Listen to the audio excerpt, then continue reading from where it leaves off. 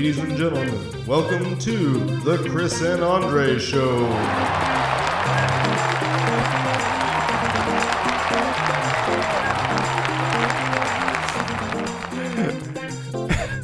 Hello, everybody, and welcome to the Chris and Andre Show. We're glad you joined us this week. I'm Andre. And I'm Chris. Man, we are professionals. We are the most professional podcast you've probably never heard. Gosh, we are, dude. Life is it's one of those things where, I was explaining to one of my sons a while ago that the challenge in life is you're going to have your mountaintop experiences, but you're also going to have your valleys. And the really interesting thing about that illustration is that and if you look at mountains, like you'll notice that there is always a valley before you get to a mountain. Your job is just to endure and then, climb up that mountain. And sometimes it's like, dude, I just want to be at the top. So that's where life is today. So yeah. It's interesting. Well, yeah, I think life's always kind of interesting in that way, right? Not always in the way that we want it to be. Yeah, that's very true. That's very true. There's a lot of stuff going on. I know that they started the January 6th committee today. Yes. Did you get a chance to peek at any of that or any a little bit. So I was reading. Really? Okay. Very, very little. Okay. Kiddo is in swim lessons right now since we are living at the beach. Very important that she finishes learning how to swim. She had done some lessons, like pool lessons a while ago, but we found this guy. Right. I'll give him a shout out on the podcast. Clinton Donald does private swim lessons down here at Carolina Beach. They have a bunch of different ways that you can do it, but one of the cool things what we signed Helena up for is the open water swim lessons. And so that's cool. Teaching them about swimming in the ocean, how to identify and what to do in the event that you get caught in a rip current, how to handle different sized waves, and then obviously like being able to go underwater, come up, swim. A lot of boogie board stuff that's involved as well, kind of learning how to ride the waves in. Yeah. And she's been having an absolute blast. But while I was over there watching her swim and do her swim lessons, I got a notification on my phone that was saying something about, was it Liz Cheney and the rep from Illinois who are part of the Adam Kissinger. Yeah. Yeah. Henry's son, right? No, I don't think there's any relation. Yeah. It's like Kinzinger or something. Yeah. But he's dope. I like him. But yeah, they were both. The article was basically just talking about how they were defending, their position or their conservatism or their conservative record and voting and stuff like that. And because I guess Kevin McCarthy was calling them Pelosi Republicans. That's a thing that we're throwing out there now. Like that's an insult, I guess. I mean, and I'm not like, oh, Nancy Pelosi, but it's like, I mean, right. I remember I was never a big Nancy fan. Yeah. Like I've never been like, yo, she's dope. Way more Hardy Boys than Nancy Drew.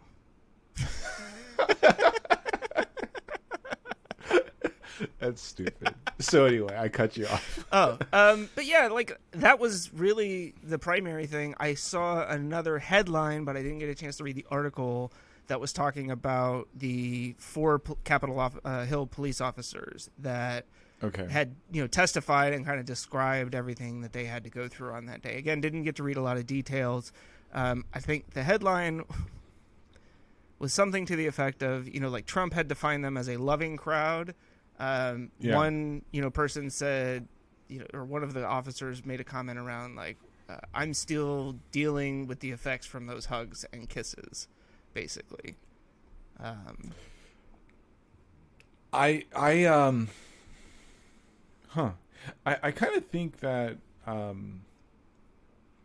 I've actually gotten kind of cynical when it comes to our current political state, if I'm being completely transparent. No, I can't see through you at all. I'm kind of done with the dog and pony show. Yeah. right? It's like, look, let's figure out what do we do next. Now, I guess my question, not to interrupt, but do you feel like this committee is more the dog and pony show than actually trying to do anything, or vice versa? I think it's a little bit of both. Okay. So there's nothing stopping them from calling the former president to the stand. Sure. But will they do it? That's the question. Does the committee have subpoena power? Yeah. Okay, so they could technically force him, but any lawyer worth their salt would just say, take the fifth, right? Mm-mm. You can't in that situation? You almost... I don't... Or is that admitting guilt? Yeah, that would technically be admitting guilt. Well, and that's one of the things. I mean, there's been a lot in the books that have been released since, he's left office and stuff over the last few months that kind of was supposedly more of an insider view of what was going on there. And there was one quote that I remember somebody basically saying, like, and I don't think it was a quote from a conversation that happened, but I'm quoting somebody who was referring to these books and saying it's basically like the lawyers came in at one point and told him, if you don't do anything, you will be criminally liable, or could be, like, you're opening yourself up to liability on this from a criminal or even like a civil lawsuit. Negligence. Right? Yeah, I mean, I am amazed that there hasn't already been, and maybe there's a push that's happening behind the scenes, but for people to file some sort of civil suit, for if it's the Capitol police officers, if it's, anybody that was basically there and not part of the riot itself. I think that there have been, this past year has given me like an inspiration to go to law school. But you said you always wanted to be a lawyer, so yeah. There's a lot of stupidity and cowardice when it comes to seeking the truth, and I see it a lot from the media lately, and it's like you can't ask a baited question without intent, right? Like you can't there's no such thing as a softball question. There's intent behind that. And I think that there's a certain amount of courage to really want to seek the truth. And I just find that whether it's the media or our government in general, not anybody specifically, they don't have the desire to solve a problem. So what's their motivation, right? I think that's what it kind of comes down to in a lot of cases. What's the motivation for the media, in this case? What's the motivation for the individual politicians? If it doesn't affect them directly and they don't see it as a path towards re-election or reaffirming their position within the party, then, I mean, and that's where I think, you were talking about the state, our political state, right? That's part of the issue, is that we have people who are essentially unaffected by the things that are affecting so many of the rest of us. And those are the people who are then given the influence to make decisions that affect the rest of us. Like, it's bananas. It's like, I don't necessarily. So to support my opinion of dog and pony show versus possibly getting to some type of resolution, it's not necessarily a bad thing to expose Donald Trump for what he is, right? You just have to have the courage to see that all the way through. And I don't know if they're really committed to that. And I think that's one of those things that we will find out at the end, right? Like, how much was this just a show, right? How much was this all just to make Democrats feel like Democratic voters feel like the Democrats didn't just roll over, and play dead. Which, I mean, I would have been honestly furious had that been the case. Like, if they had just basically said, well, if the Republicans aren't into it, then I guess we're just not going to have to be able to do this. Like, come on. I've heard it said best, like, several times, bipartisanship for the sake of bipartisanship is useless. Ultimately, are you helping to craft better legislation? Right? If it's not helping to do that, then why would it matter? I mean, ultimately, I'm sorry. Like, it's just because you don't agree with it doesn't mean it's not a good idea. I hearken back to the talks earlier or late last year when there was a potential of passing the John Lewis Voting Act, and for whatever reason, it was a stupid reason. It was very immature. The Democrats sat on that bill and tried to create HR 1 or the For the People Act, which was a very dangerous play. That hold on one second. Hey, honey. Hey, sugar. I love you. I'm sorry. Okay.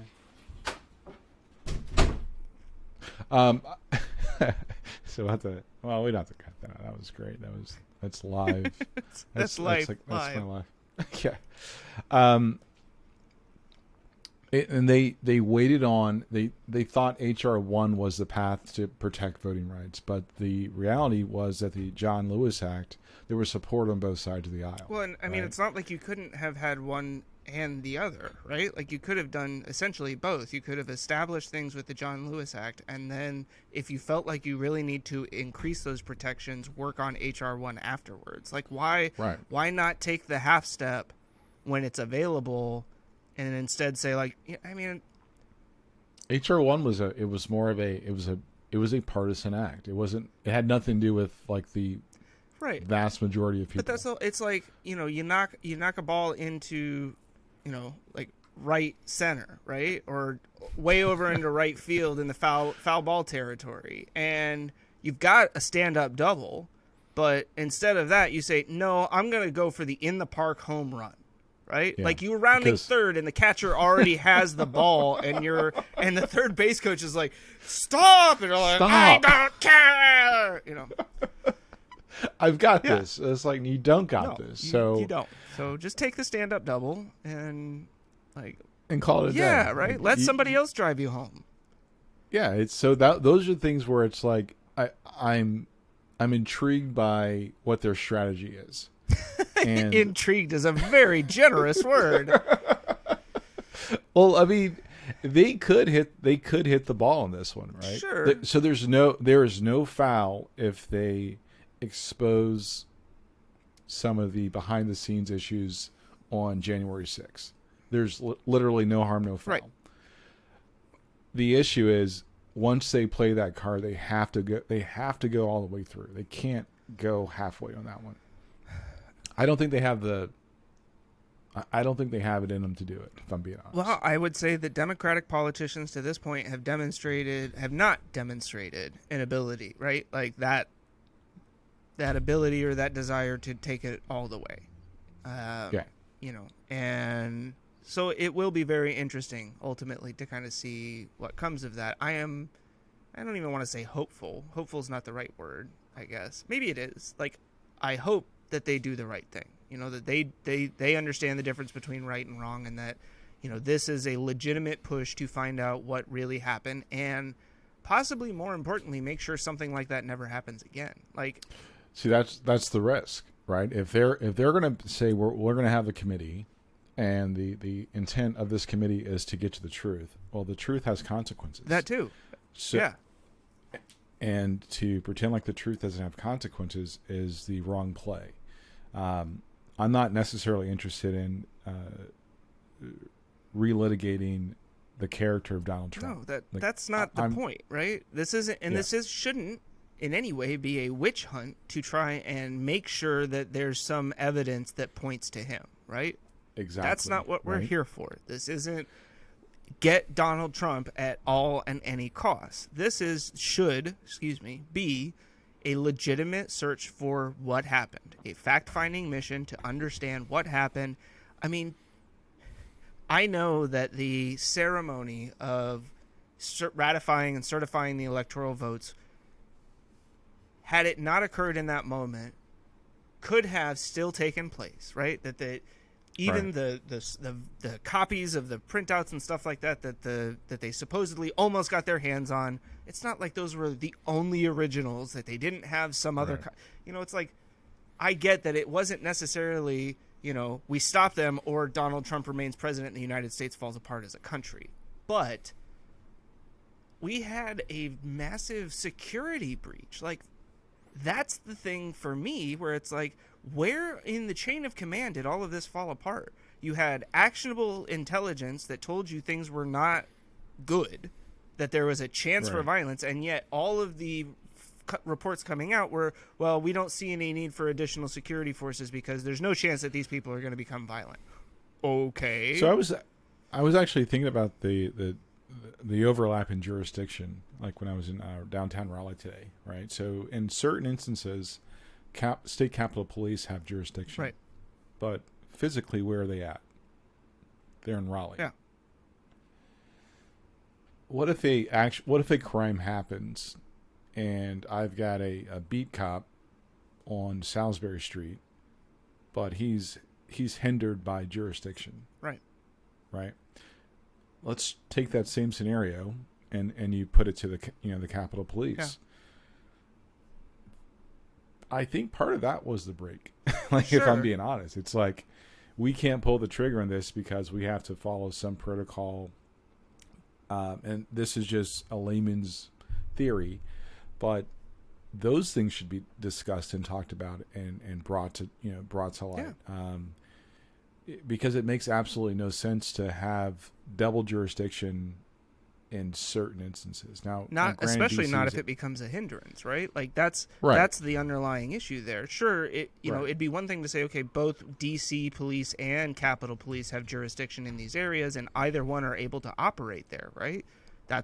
But in this case, right, it was that DC police essentially were not allowed to intervene in any way, shape, or form because they didn't have jurisdiction on the property of the Capitol. Right. So that was kind of like, those are issues, and those are the in the weeds, the details of things that we haven't really discussed. And I think the entire country would like to, number one, let's seek the truth. Sure. It's not. Well, I don't know if the entire country is necessarily on board with that, but I think you do have an overwhelming majority. Well, if you look at Tom Brady, who I gain a lot of, like, I don't know, Tom Brady's actually, he's pulling at my heartstrings, like his stop, like his whole impromptu comedy. It was brilliant. It was like the ultimate middle finger to the prior administration and the platitudes that Donald Trump had gave, and it wasn't because Donald Trump is a. No, actually, I take that back. He has to, at some level, appreciate football because of his failed football league. But he tried to use that familiarity with Tom Brady to, for his own gain. Yeah. That's the other thing that I still just don't understand. I mean, the people who were in his inner circle, the people who surrounded him, and then the people who still are like, oh, he didn't do anything wrong. He's the greatest president we've ever had. It's like the man has no interest in serving anybody except himself. Like, even his children, he would throw his children under the bus if it would save him. And I think he will. I mean, you don't think Eric is ultimately going to end up going to prison at some point, probably on behalf of his dad? I refuse to let. He doesn't live rent free in my head. No. I watched this Netflix series, How to Become a Tyrant. I saw that. I haven't watched it yet, but it's on my list. Oh my gosh! Really good. And I've actually said Trump reminds me of Mussolini and Hitler. I mean, there are a lot of parallels. Yeah. You can't have one without the other. And if people they're choosing to say that he's not because we're the United States of America. Right. Okay, fine. But Gaddafi, Hitler, Mussolini, I can't remember there and tons of African dictators. They all have the same playbook. And if you go back over the past 5 years, and I literally say 5 years because if you look at how he started his campaign, dude, guess what? That's that guy. Even now, post-presidency, he still acts like a dictator, like a dictator in exile, the way that he talks about things that happen. He still talks about the election being stolen from him. Like, it's ridiculous that this man has such a freaking obsession with that at this point. That he is so blinded by his own insecurities that he can't accept the fact that he lost something legitimately, you know? Yeah, he said, like I heard one of his audio clips, he said he's statistically... It was statistically there's impossible, right? Yeah. And I was like, first of all, you can't say that if you can't spell You that. can't. He could barely get statistic out of his mouth. Like, So it's one of those things where it's like I would like to see the January 6th committee find the truth, and there should be like, I'm not saying you have to convict people. That's not my intent. I'm not saying you nail that person to the cross. I'm just saying, present the evidence. I mean, like, that's the point, right? Like, let the courts and everybody else handle the rest of that. I'm not looking for a Senate Select Committee to be judge, jury, and executioner for this, right? Right. I want, what I'm hoping that we get out of this is information. I mean, you guys spent 3 years on Benghazi, right? And Benghazi was a proverbial shit show. yeah, it was. And not to say that you didn't it didn't deserve some understanding of what happened, right? But Right. to sit there and say that deserved 3 years of investigation and this, nah, we're good. Nothing happened, guys. Iran-Contra. Yeah. I mean, Like, stuff that happens I can go- off our own soil. Yes, let's dive into that. There must be a problem there. Things that happen on U.S. soil? No, nothing's wrong. Why would we look into that? Yo, Ollie North, man, he took one for the team, man. Like, I hate to, and I know that may ruffle some feathers, but I'm like, you gotta understand, he was not driving that car. No, God, no. That was He was just a Rumsfeld sucker. and Bush and Reagan. I mean, Reagan wasn't even really driving that car. That was mostly Rumsfeld and Bush. And Yeah, then what did we so- do? We freaking put that dude in the White House with Rumsfeld as his Secretary of Defense. So my point being, like, we've got we got dirt on the table. I mean, The U.S. presidential elections are worse than NFL head coaching gigs. Like, the number of recycle, rehire crap is just nauseating. it's bananas. It's bananas. And I don't like, and I struggle because I am becoming cynical. Like, I don't it's have really a lot of hard not to. I don't have a lot of confidence. I don't have a lot of confidence that the same rules apply to people that have been there. And this is the thing that bugs me the most. They are elected officials. Yeah. They are not divine No, instruments. they're nothing. They're no different than the rest of us American citizens. Right.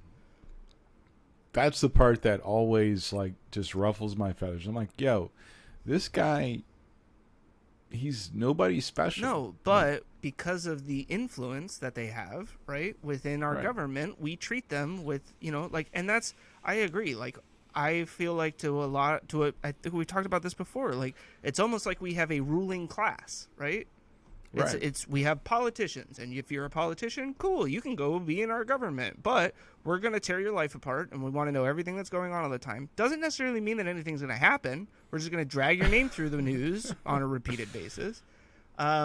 But the rest of us aren't really interested at this point in being part of the governing body. We just want somebody else. I mean, I can't help but think of, like, Avengers, right? When Loki shows up. And he's like, you want somebody to tell you what to do. And I feel like to some extent in the U.S., like, that's where we kind of are. It's like, we don't want to be responsible for this. We want somebody else to figure it out. We just want to watch our TV and play on our iPhones and record our podcasts, and that's it. That's a human condition, right? It hasn't changed throughout history. No. If you look at so when, for example, right, this is Bible nerd Andre talking now.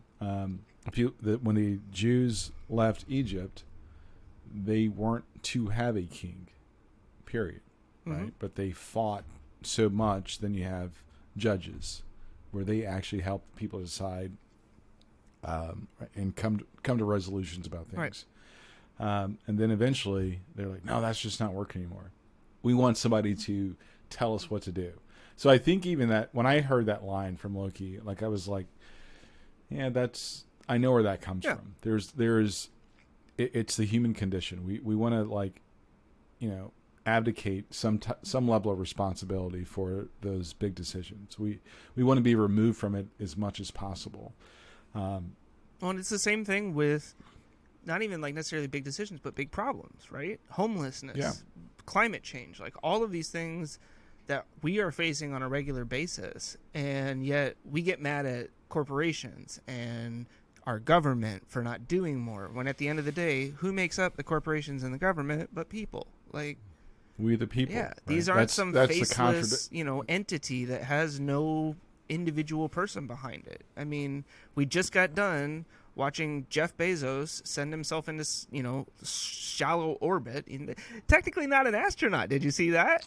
I think that was the most garbage dick on the table move by the FAA. It really was.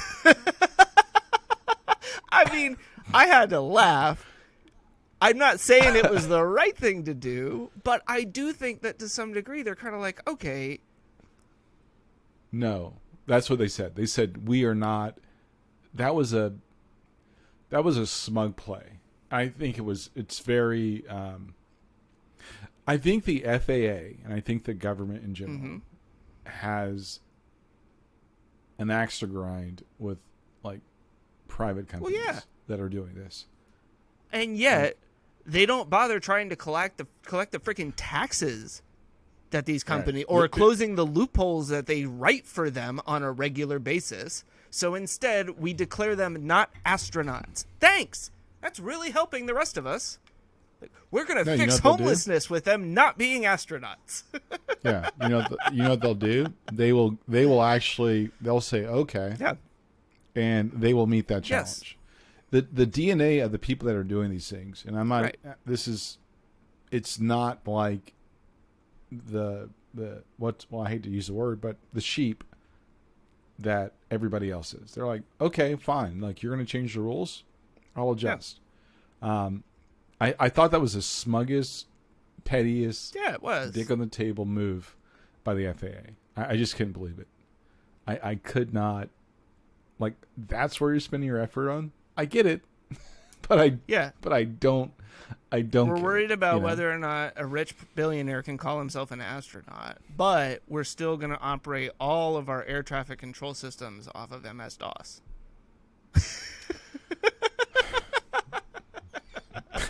So what if Bill Gates went to space, right? Well, then they'd have to run it off of Windows, and it would probably crash.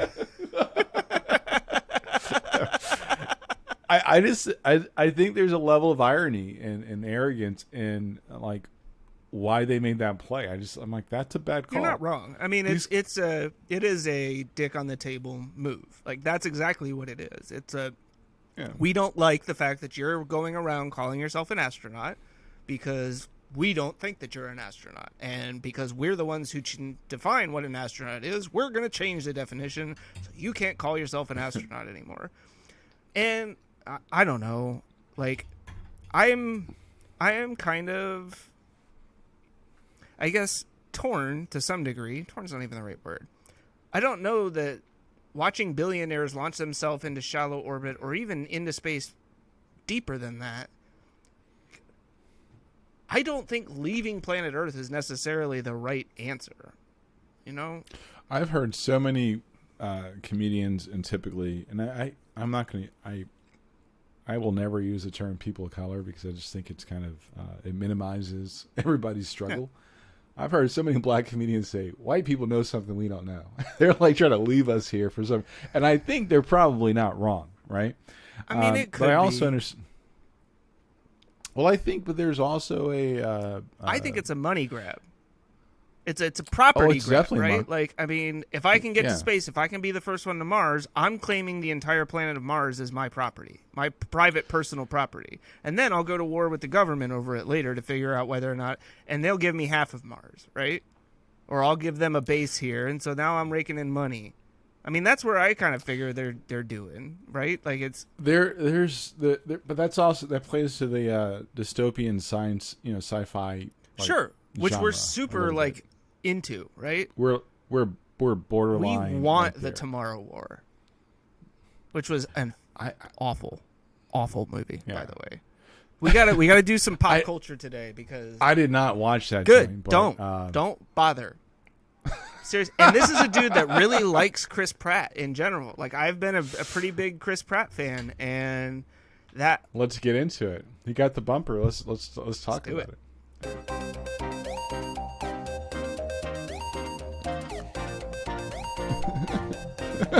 Pop culture.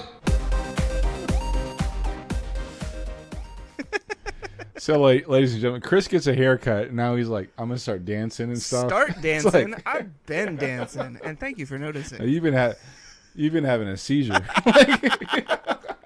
It's white people dancing. It's all the same. You've been having, like, controlled seizures. Yeah, so tell me about the tomorrow work. Okay. So real talk. I was in New York. My cousins were like, one of my younger cousins was like, yo, that movie's lit. He watched. I get on the elevator.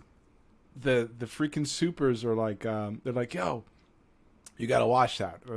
They're like going back and forth about it. So everybody in New York has watched this movie this is like man on the street type of talk. They're like, yo, that joint is dope, blah blah blah. And so we go to my aunt's house, her apartment on the 29th floor. Can you imagine living on the 29th floor of anything? No. It's dope. It's a beautiful, a gorgeous view. So my cousin, like, he starts the movie, but you can't really watch the movie. So I kind of like, I was checking in and out, and it didn't look bad. So that's my initial take. Your take. Visually, a pretty cool movie, right? All right, let me pause. I got it. Don't watch that joint in 4K. Don't? Because it looks... I was watching it in 4K, and my wife was like, it looks like they're just recording. I'm like, yeah, babe, that's how 4K... She doesn't like 4K. Yeah. She's like, not... But anyway. Well, and a lot of the movie stuff just does not... The cinematic stuff doesn't look as good in 4K. It looks more handy-cam, which is weird. Yeah. But, yeah, I remember back in the day, right? Like, if you would... there were certain movies and stuff like that where you're watching it in the 4K or in other, like, high-definition stuff, and it just looks super weird. But... So visually, I thought it was pretty cool. Like they came up with an interesting alien kind of enemy, right? I think several things. One, like the whole start of the movie, I never cared about Chris Pratt's character. Like you never gave me a reason to really care about him. Like he had a family, and that was pretty much it. It was like he's got a family, okay. And he was, I think, like in the military, right, at some point before, and now he's trying to go into private sector. Well, he is a teacher, but he's like trying to get a job and all this stuff. So, anyways, then they're watching TV. There's a football game, and in the middle of the field, there's this weird energy pulse. And then these people walk through, right? And they're basically like, we're from the future, and we need everybody that's going to die by the time the war starts to come fight for us because we're getting our asses kicked. So then it turns out that Chris Pratt's supposed to die before, like, 7 years, because that's when this war is supposedly starting. Okay. So many things that, just like that right there, right? Okay. Was confusing. It was confusing. Well, it's not even that it's confusing. It's that it doesn't make any sense. You're saying you can only send people who don't exist in the future there, right? If that person dies in the future, now they don't come back and live those next 6 to 7 years, however long. So now the future is changed.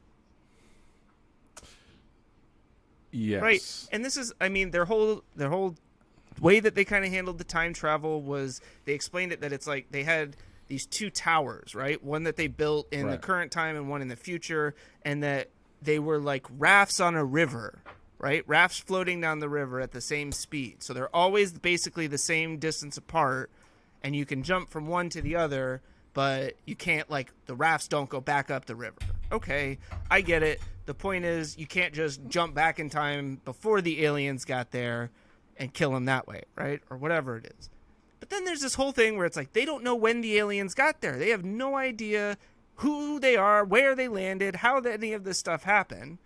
And supposedly, the way that they figure this out is because one of the aliens had some sort of soil underneath its nail. I don't even remember. Oh yeah, because this one guy goes around collecting the like claws as a trophy. Okay, cool. And then somebody gets the idea, oh, we should see if there's any information on this claw as to where they get, because nobody in the future thought of that. So then it's like it's volcanic ash from Mount Vesuvius or something, or not Mount Vesuvius, but some volcano in Asia somewhere, or Russia. And they're like, well, how on earth, would this thing get dirt? And he's like, well, of course, there's like some kid who's like a volcano. He's not even an expert. Like, I'm super into volcanoes, so therefore I know everything about volcanoes at like 12 years old. So it's, this one volcanic explosion was like the biggest one ever, and an ash cloud went this far. But the ash cloud covered like a massive area, and then they pinpoint like this one spot in Russia or something like that and it basically turns out, so spoiler alert, like I probably should have thrown that out earlier, but y'all know, like I'm just going to ruin this fucking movie. Because it's terrible. You don't need to watch it. Just listen to my description of it. We should put it as a disclaimer. But so it turns out that basically, again, no idea how this happened, but the alien ship crash landed on Earth like thousands and thousands of years ago, before mankind was ever around, right? And then got covered up by the Ice Age, and somehow that managed to preserve all of these weird alien things, which weren't the aliens that built the spaceship that crashed there. We never find out who those people were because they didn't fucking matter, right? That's even worse. Like, they go into the spaceship and there's this weird, like, crocodile lizard looking thing, and they're like, that's not the alien. They're like, I wonder if they use these other ones as a weapon or maybe as a planet clearing tool. And it's like, okay, but then, like, how do they control them? What do they do with them afterwards? Nothing. Doesn't matter. Never going to be answered, so don't bother asking any questions. You know what I didn't like? So one of the points I did check in when that chick is his daughter, that's when I like mentally said, I'm gonna get another beer. Yeah. Because that was not. That's probably the biggest issue that I had with the whole movie, and I haven't even gotten there yet. Like, this is how upset I am about everything else in this movie. Before I dive into that, though, I will have to say the other thing that really bugged me about the aliens themselves was that they shoot bone spears. Yeah, I didn't really get that. Do they just have an infinite supply of bone spears? Does their body produce bone spears? Like, we never get answers to this stuff. You can't just throw these things out there and not provide some insight into it. It's not that you can't. Nobody just logics that out and is like, oh yeah, that makes sense. You got to. I throw bones all the time, right? Maybe they're like teeth. Maybe they grow a new set of bones every. Like, no. 5 minutes. Yeah, that's so dumb. Just because somebody thought it looked cool, right? Like, that's the next one we're going to talk about. Okay. I tell you what, man. Because I also watched Army of the Dead. Oh, I didn't watch that. It was worse than the Tomorrow War.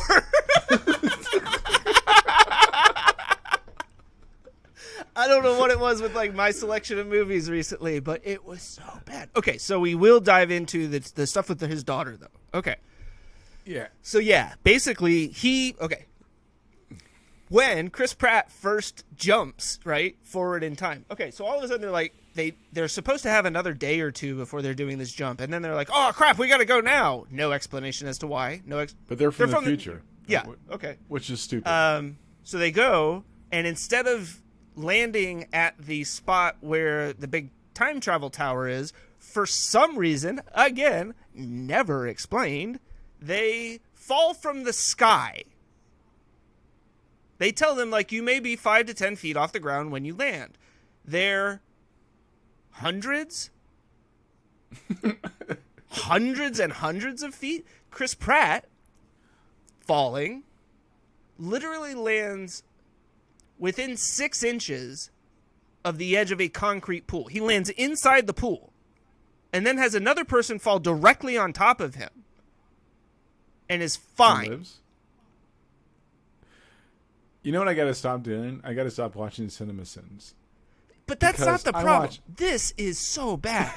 That is lazy. That's. We think it'll be really cool to have you think that these people are jumping forward to a designated place where everything's going to be generally okay, and instead they're falling from the sky and just splatting on the ground.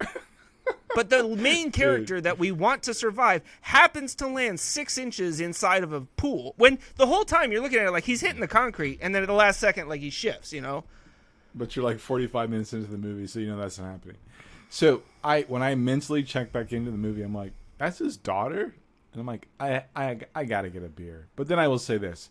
Jeremy and team at CinemaSins, you guys are ruining me. I was literally watching a movie, and in my head I was going, 45 seconds of intro logos. Yeah. Bing. Narration.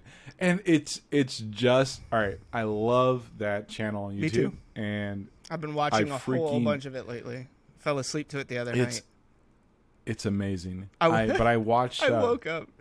My phone. I fell asleep because I was watching it on my phone, and my phone fell onto the floor while it was still playing. YouTube was just rolling through it because I was on their channel, and I woke up and I'm like, "Where is that sound coming from?" And then I finally looked down and it's the fucking bing, and I'm like, "Are you kidding me?" My wife hates it, but I watched Gunpowder Milkshake. Oh, Christy watched that. She really liked it.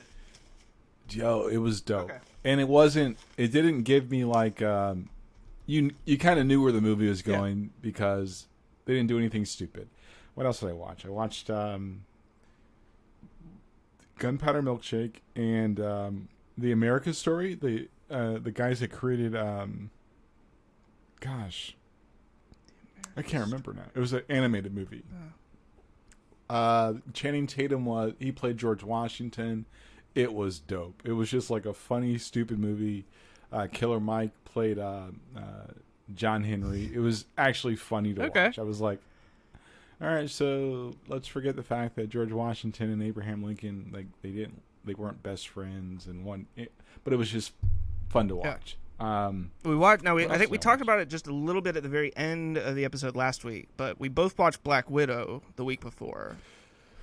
God, great movie. It was really. But good. again, I'm gonna say to CinemaSins, I love you guys, but you ruined me watching movies now, because I watch movies and I'm like writing a script for.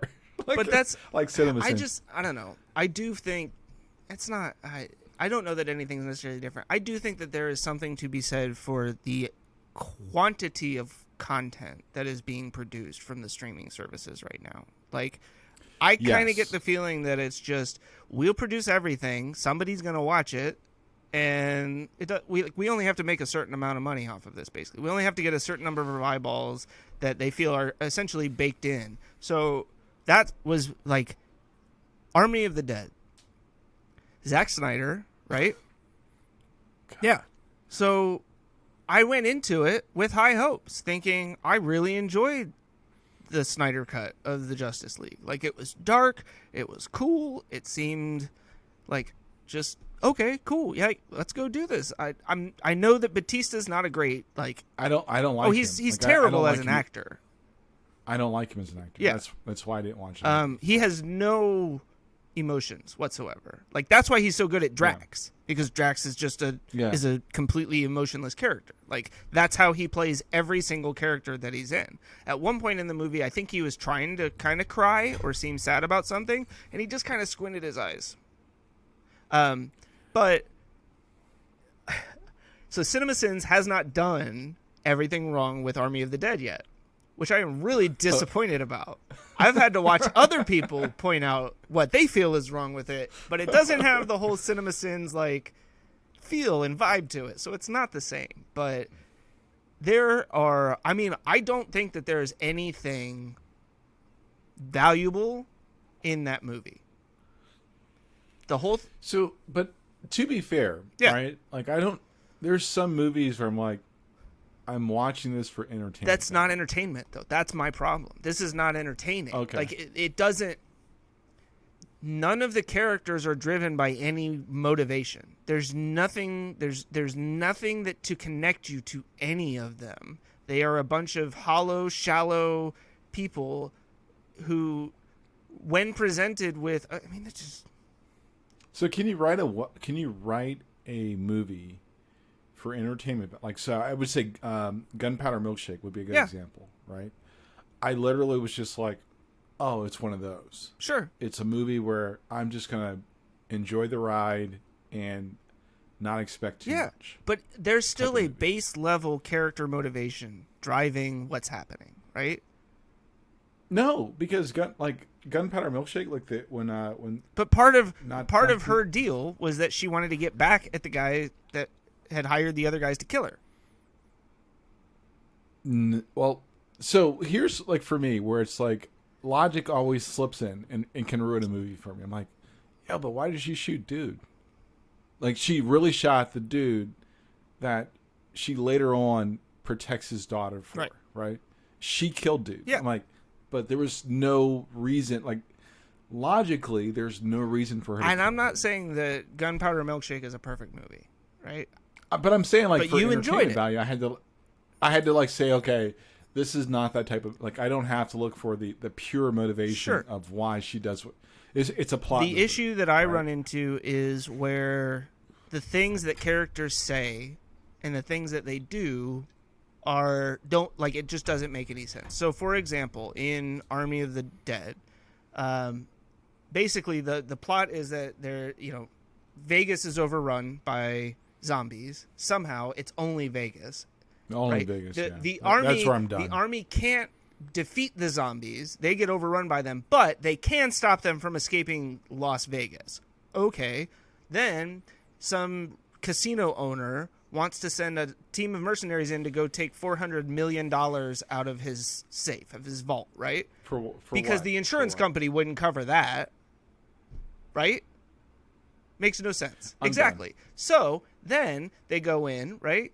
And Batista's like the leader, right? Not even before they go in, he's like, you need to put together a crew.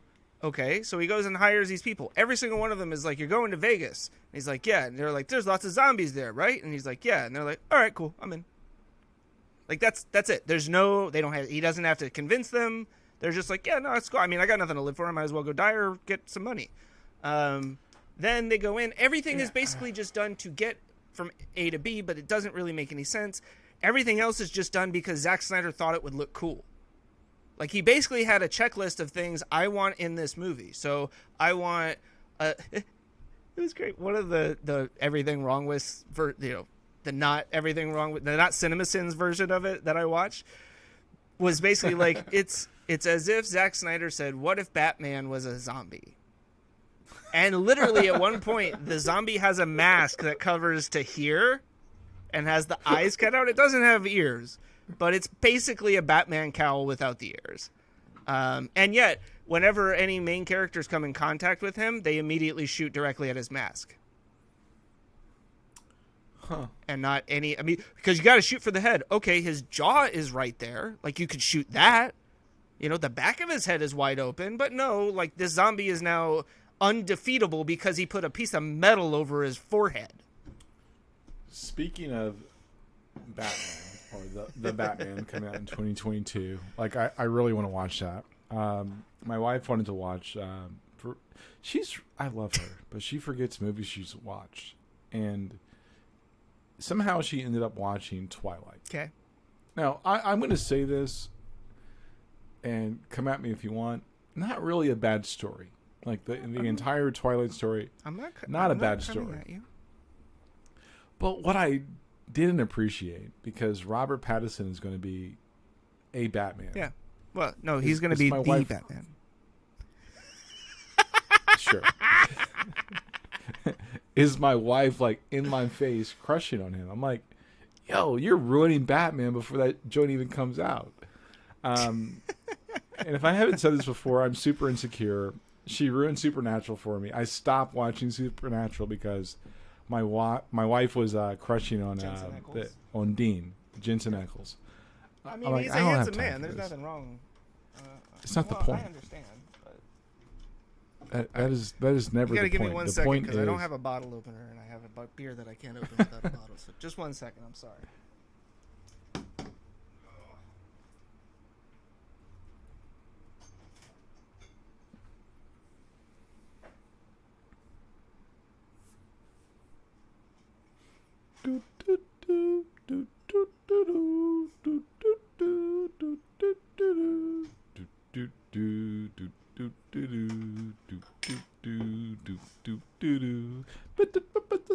the door. Chris, open your beer. Chris, open your beer. Do, do, do, do. So, Are you doing your best Chris impression? Yeah, I was like... So, I'm like... So I watched, like last weekend, I watched every Twilight. And it's actually... And I'll be honest, like... I'll be super honest. Young adult fiction is actually not that bad. There's some well-written stories. Yes.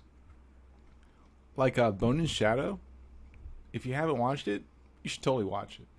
It's a very good story. I just liked making fun of the fact that the vampires sparkled in the daylight.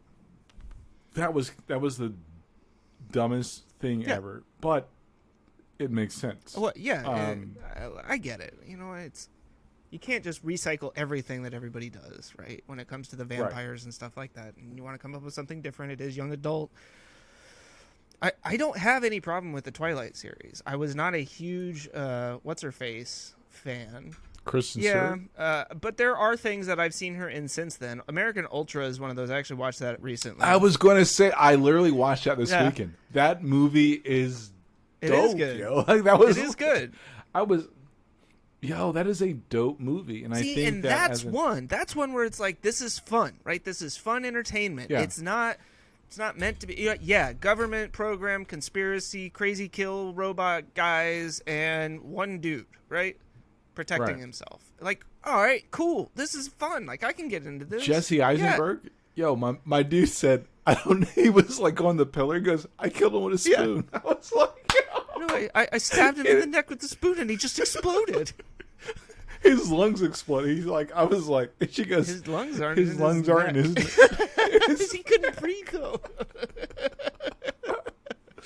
That was the dopest thing I watched this week. Like, Sunday was kind of like it was a reset day for me, and I was like, yeah, that looks kind of dope. I'm gonna watch it, and I really enjoyed the whole movie. It was great. But that's my point. Like, I think for any directors out there, viewers can accept entertainment value. Like, I can totally watch a movie and be like, oh, I'm totally gonna suspend belief for the sake of this movie. But don't, like, for me, the Tomorrow War, like, I'm going to watch it because, like, I should, right?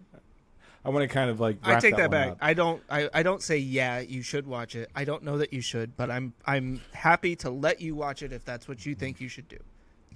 I just want to see how it plays out because, like, for me mentally, I checked out when I'm like, yeah, that's his daughter for real. Come on, that's a. So I don't even think I really got to talk about that much, but yeah, like, that was one of the biggest issues that I had with it because when he gets there, he survives like that initial landing, and then gets on the radio with the army, who it later turns out is his daughter, but at no point does she tell him at first that she's his daughter, even though she supposedly knows. She later says, that's why I brought you here. So she specifically chose him. I saw that part. What?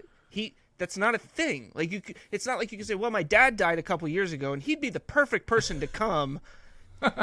He'll survive and be able to get here, and then he's the only one who can go back with, the thing to stop these aliens.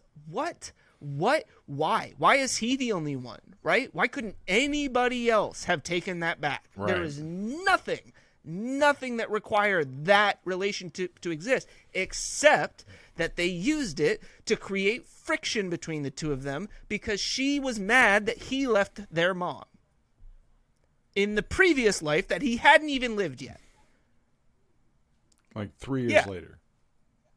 That's where it's like, what? And so she's like, I'm not here to be close to you, yet I chose you to come here specifically because you're my dad and you're the only person that can save it. Like, those are the things where it's like, that's not a suspension of belief. That is asking me to ignore the logic that you yourself have established in this movie. Like, you cannot, as a director or a screenplay writer, contradict your own logic that you've set up. Like, and that was the other issue with Army of the Dead, was it's like they had all of these, Vegas is overrun by zombies until these guys go in, and then it's like, oh, these are all the shamblers, the basic zombies, and they all died because they stood out in the sun for too long. And then Right. when it rains, they all come back to life for a few minutes. Did we get to see that? No. It would have been the coolest freaking thing in the whole movie, though, if they're trying to get out at the last second. It's raining, and they're like, oh, God, like that would have been freaking payoff. No, instead, we get Zack Snyder's zombie tiger. And a princess zombie, queen of the damned, or whatever she is, who gets her head cut off, and even though she's a zombie and her head is cut off, her head continues to be alive. And then, literally, that never pays off. Like, the whole thing is that this guy went in, he's like, basically part of the security team for the casino owner who goes with the team, and everybody's like, we can't trust you, because obviously you can't. He screws over everybody multiple times, and everybody's like, you must be the one who did it. And he's like, it wasn't me. And they're like, oh, okay. Well, we still don't trust you. So he goes off, steals this head, pisses off the main zombie. The whole plan is that they don't even want the money. They were never there for the money. They got the money. They're getting ready to leave, and he locks the rest of them in the vault. It's like, ha, ha, ha, this was all about this stupid head that I could have come in by myself and gotten without any of you. Or left immediately after I got it, and instead of coming back here to finish. I mean, these are the things where I'm just like, you cannot expect me to look at that and go, no, I get it. You wanted a head in a bag. Like, that's what it was. You wanted a head in a bag. Oh, and she was pregnant at the time.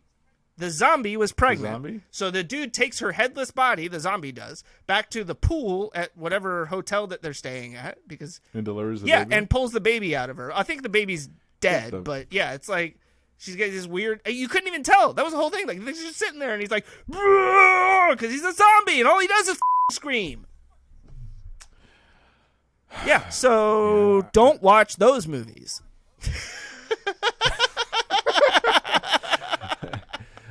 But I will say this: hats off to Black Widow. I thought it was a brilliant movie.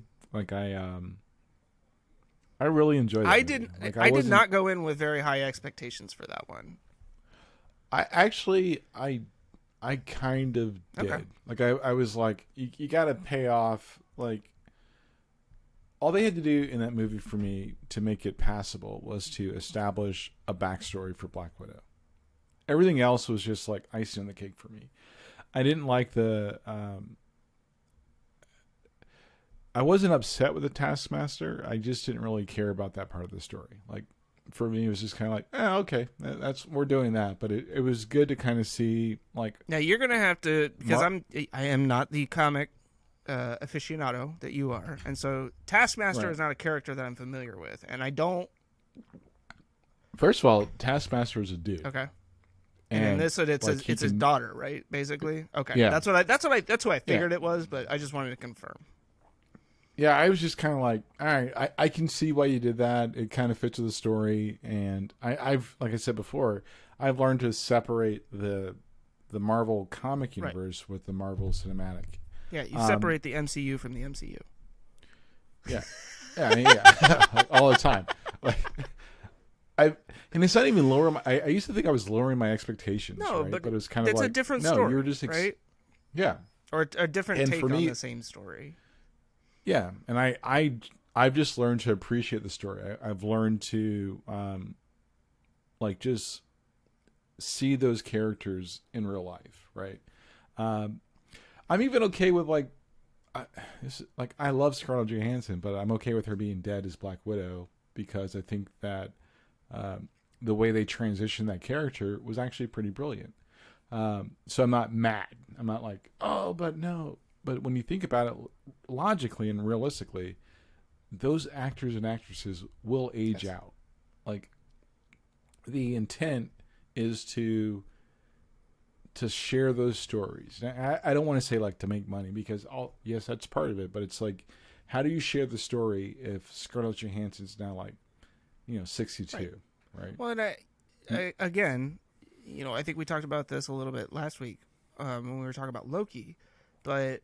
Right. At some point, you really start to undercut every death that happens because you're just setting everybody up to basically be like, okay, well, they're going to bring them back at some point, right? Like, yeah, we didn't mean that. There's some way that they'll undo this and they'll come back, and that's basically what everybody has been waiting for with Black Widow, and they're trying to find excuses for things that were in the movie or other stuff that, would point to her being able to come back. I had seen something, I can't remember if we talked about it last week or not, but that they had shot a separate ending for it. So when her sister Yelena is in the graveyard and she whistles, it's supposedly they shot one where somebody whistles back, and you don't know if it's Natalie or somebody else, but the issue, I think the issue that people need to understand is that, or more so the fact is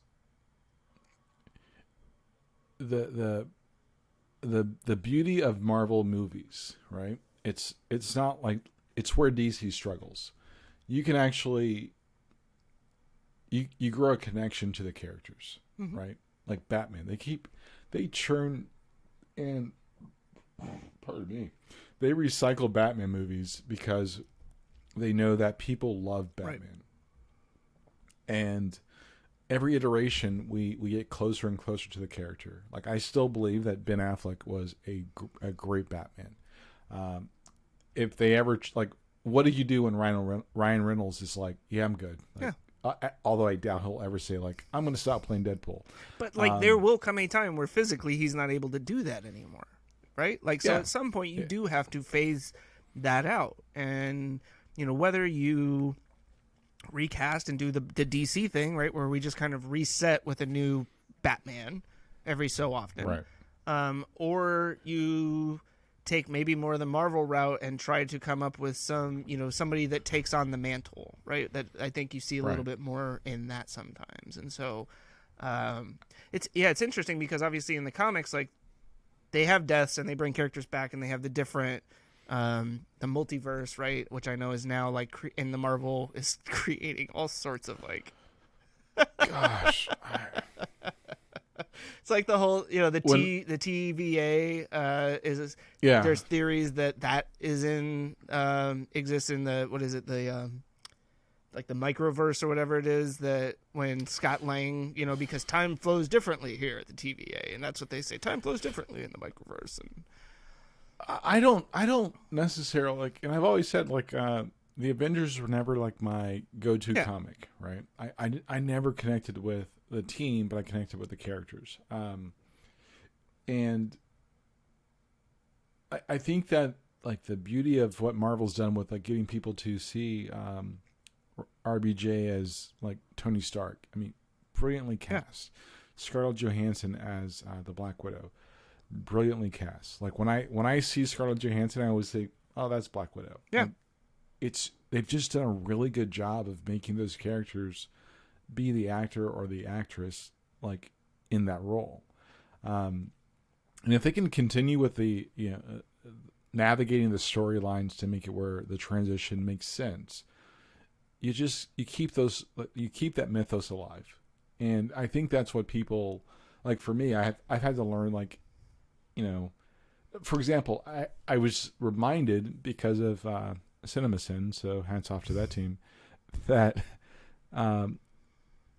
Papa Doc is is Captain America. I was like, yo, that dude is Papa Doc. I forgot. I literally in 8 Mile.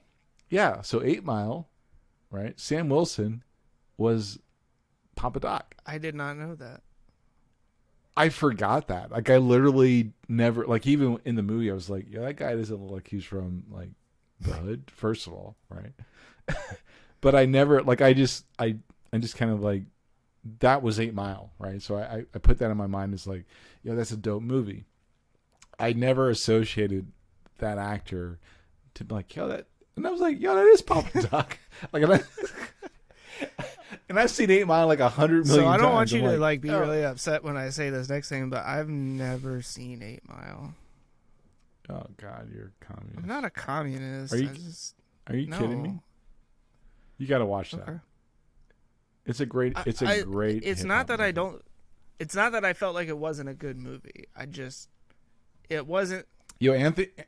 Anthony Mackie's he's a good actor, but he's so good. For me, I didn't think about the fact that he actually maybe it was his big break. I don't know. I don't follow his career like that, but he played Papa Doc in 8 Mile, right? And even more so, I didn't like him in Altered Carbon. I haven't watched that one yet. I've heard that it was really good, but the second season, not really a big fan. And it wasn't him. It was just like the story was kind of off. It was like, no, I can't do that. But I do think Anthony Mackie he's a great actor. Like I really enjoy most of the things I've seen him in. I just forgot he was Papa Doc in 8 Mile. I was like, but you're absolutely right in that I think Marvel, whether it's through the contracts that they wrote or the just the casting itself, right? Like I think part of it is that they spent a lot of time early on figuring out how to get it right. Like we need people that are committed to this, that we feel just really, even outside of their acting abilities, kind of embody this. I mean, Chris Evans as Captain America, again, somebody from, like Not Another Teen Movie, right? Like these random roles that he had been in before, but then also being, what Johnny Flame from Fantastic Johnny Storm. And then it's just like, no, he's Captain America. Like, I don't even think of him as Johnny Storm. He's just Captain America. Like, and I've watched that movie like twice in the last like 3 months, and I'm like, it's so god awful. Why do you keep watching it? Because it goes back to my initial like thought. It's like I want to see these characters like in live action. I mean, I guess, but I just I won't subject myself to bad movies just for that. Not more than once. I go back to the story. Did you like the the more recent Fantastic Four that they did? No, it was awful. With Michael B. Jordan? No, did not like it. It was weird. I remember I started watching it not knowing what it was, and then figured it out like halfway through it. So my issue with that is and this is, well, it sounds bad. Some characters are just white. Like the Human Torch is a white guy. I'm sorry, you can't. And I get the diversity movement, but it doesn't make sense. It makes the story fall apart. And it doesn't mean that you can't have good heroes like Blade or if he's black in the comics. I never until recently got okay with the whole Nick Fury thing. Okay. Nick Fury's a white guy who smokes a cigar. He's got an eye patch, and he's not Sam Jackson. And I love Sam Jackson. But it's kind of but why? Why do we make that change? It's like making Storm a white girl. Well, yeah, I think it was the Sam Jackson bit, I think, was in large part because they just wanted Sam Jackson. It was that'd be cool if we got Sam Jackson, right? But yeah, I mean, you make a good point. Taking Storm and making her white. You don't. I feel and correct me if I'm wrong, that you don't see that as often, right? Especially now, where you take a black character from a comic or a story or something like that and turn them into a white. But you do see it the other way around. I think you're right. Part of it is this push for diversity, but I do wonder, is there is an element of it that but that people feel there aren't as many black characters that are heroes to play, and so it's That's a fair question, and I don't have the answer to that, but I do think that I actually do have an answer. Because you brought up Blade, but that's one, right? And but the humanity of Charles Xavier, right? It supersedes his ethnicity, in my opinion.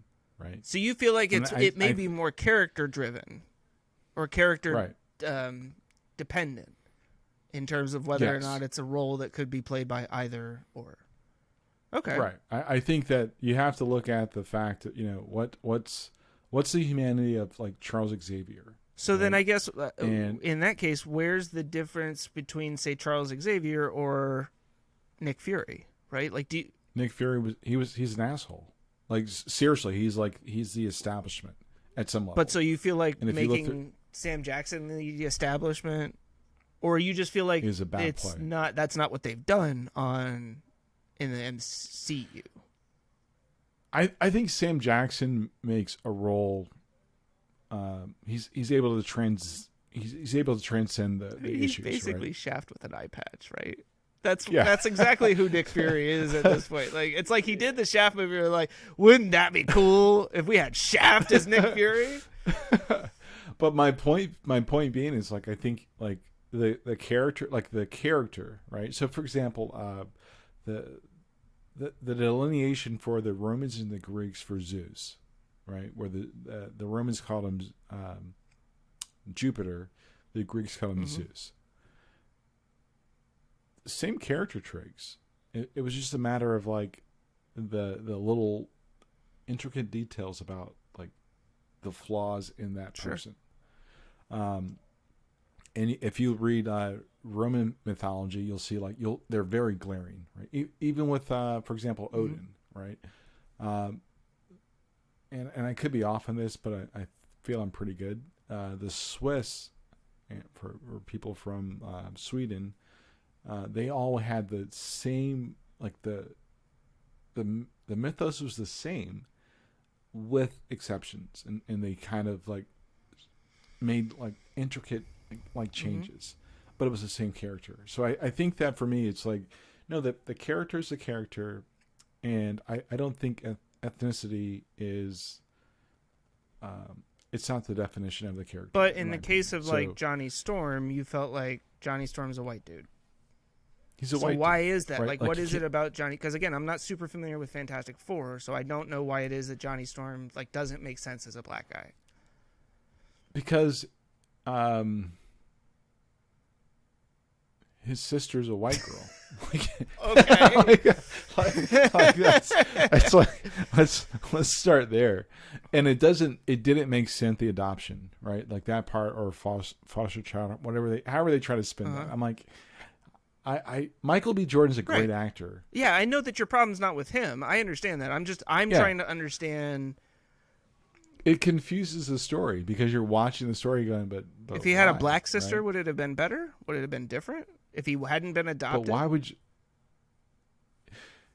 Here's like, a good case that's in all point. I'm trying to understand, right? If that Iris West, the Flash's wife. I think right? I just put it all together. Go ahead. Yeah. They transitioned her in the comics also from being Caucasian to being black, right? It doesn't interfere with the story. The love story between her and her husband it is what it is. It doesn't have to be like, oh, but we have to, like, add this extra ingredient to make it. I forgot that Sue Storm is also a member of the Fantastic Four.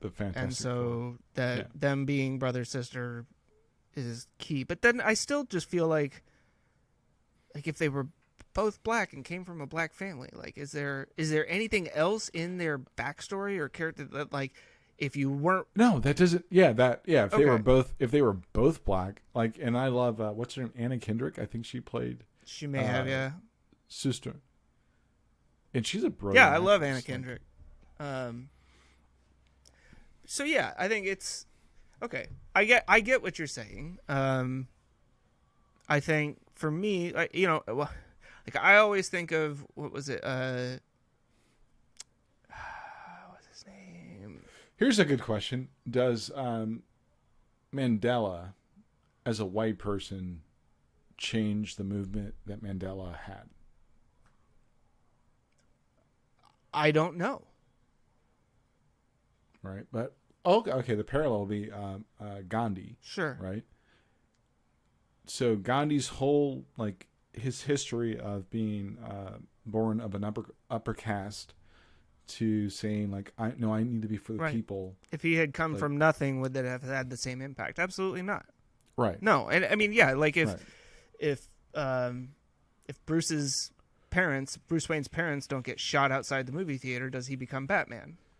Not right. If he grows up with a loving, happy family, then chances are he's not worried about going out and fighting crime at night. The character, like, but Batman and his family could have been black. Sure, right? But when the character was created, would they have been as affluent and at the same time? No, but it depends on when you're telling the story, then, right? Sure, but that's the that's the coin Well, and flip, I think right? to some degree If we with the Fantastic Four stuff and Johnny Storm, I think that's what they were trying to do, right? Like bring it into the 21st century. Oh yeah, there are families that adopt people, and yeah, they're brother and sister, and they're really close, even though he's adopted, and all this stuff. And then it's like, okay, I get it, but how do you explain Anna Kendrick? Like, so that's those. It's like you're making me think about things I don't want to think about while I'm watching the movie, right? It's like it doesn't make sense, right? Because the father's black, the sister's white, and you have Michael B. Jordan, right? He's black. See, and I didn't realize the father was black. Now it makes no sense. So it's like I don't want to think about that while I'm watching the movie. Yeah. Tell me the story, right? And those are things like it'd be like if you had like an Asian mom, right? And then like a white kid and a black kid, and it's like no, we came from our Asian parents, Asian mom, Asian dad. I'm white, he's black, no problem. That makes sense. So speaking of that, let's talk about sports. Yeah, you got sports. That's a short one. So that was a short one. Anybody that's giving, I can't remember. Simone Biles. Tennis player. Naomi Osaka. No. Naomi Osaka. Yo, anybody trying to take her black card? Why? Because she played for Japan. Yeah, go and sit on that somewhere else. Oh man, people. I mean, I'm not going to get into who shouldn't have a black card. You can't. Yeah, you don't have a black card. That's That's not your conversation. No. But I'll take some white cards away, though. You are no longer welcome in this establishment. but my thing is like, she's my niece. I have a niece that's half Korean and half black. So for me, that was a personal attack of like, you can't define. I have two sons that are, half white and half black. Why does it have to be one, right? Like, why are you black or are you white? Are you Japanese or are you black? My daughter is like my daughter's half Peruvian and black. She is proud of both of her heritages. You can't pull somebody's black card because they're like, see, and it's Shorty loves her mom. I'm laughing only because I was watching Black AF today. Is there a new season? But just going back and watching the first season again, and the episode where Joy is talking about like the kids don't know how to dance, and how like as a mixed person, like your blackness is constantly being questioned, and so it's like dancing is instant currency. Yeah, I thought that was the most for my people, for my community. Look, Shorty loves her mom, right? Yeah. I love my mom. So why are you going to take that away from her? Why should you ever expect somebody to be willing to give that up, right? I mean, it's she made a decision, Naomi Osaka, to play for Japan, right? Giannis Antetokounmpo, he doesn't play. He lives in the U.S., right? He plays. He's French. Right, he's French, but he plays for Greece, and he's Greek. He's Greek. But his dad, I think, is Nigerian. Nigerian, yeah. But he plays for Greece, right? Like, you got to make a choice at some point, and why? It's not even a choice. Right, it's not even a choice necessarily. But I don't know. Why do we care? Like, why do you care whether or not somebody's like, oh, I'm half Japanese, I'm half black, right? Like, oh, you don't get to call yourself black anymore. Like, I just don't get that. So my wife showed me this thing on Facebook, and I don't want to start railing on Facebook, but it made a lot of sense, right? So American black people black people are the only group of African descent that have a stiffy for that argument. Okay. So if you're Afro-Cubano or Afro-Peruvian or Afro whatever, Panama, and I can listen a dozen countries. They, in my humble opinion, are more respective and care more about their African culture more so than the quote unquote black culture. Okay.